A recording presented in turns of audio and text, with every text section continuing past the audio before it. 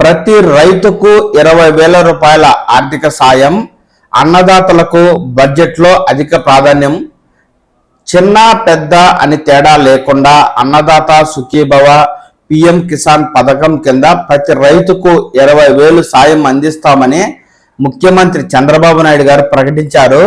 PM Kusum పథకంలో భాగంగా వ్యవసాయ పంపు సెట్లు అందిస్తామన్నారు.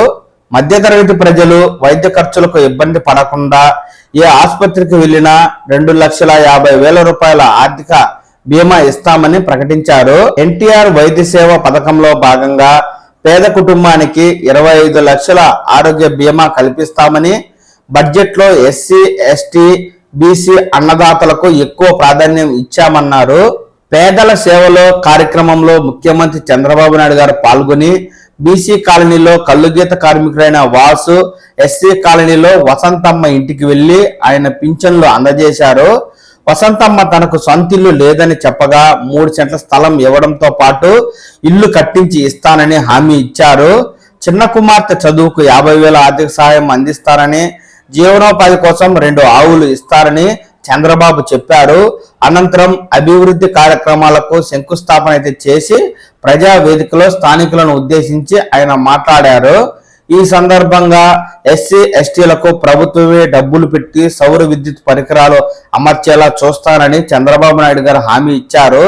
కరెంటును గ్రిడ్ కు అమ్మితే యూనిట్ కి ₹2.09 చొప్పున తిరిగి ఇస్తామని, పిఎం కుసుమ్ కింద ₹1 ఇవ్వకుండా రైతులకు మోటార్లు అమర్చుకోవచ్చని, మీరు విద్యుత్ ఉత్పత్తి చేసినప్పుడు మేమే కొంటామని, పంపు సెట్టు నుంచి విద్యుత్ ఇంటికి వచ్చేలా చూసుకోండి, అది కూడా మీరు వాడుకోండి, ఏసీలు పెట్టుకోండి, అన్నదాతలందరూ ముందుకు రావాలి అని ముఖ్యమంత్రి చంద్రబాబు నాయుడు గారు ఈ సమావేశంలో రైతులకైతే పిలుపు ఇవ్వడం జరిగింది.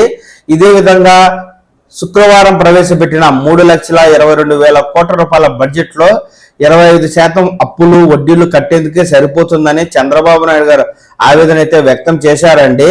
ఈ విధంగా కేంద్ర రాష్ట్ర ప్రభుత్వ పథకాల్లో భాగంగా ఉన్న 94 పథకాల్లో 73 పథకాలను పట్టాలు ఎక్కించామన్నారు. గత ప్రభుత్వం కేంద్ర నిధులను మళ్లించిందని, లెక్కలు చెప్పలేదని, తమ ప్రభుత్వం ప్రతి పైసా పేదల కోసమే ఖర్చు చేస్తున్నట్టు ఆయన రైతులకైతే కీలక హామీ ఇచ్చారండి.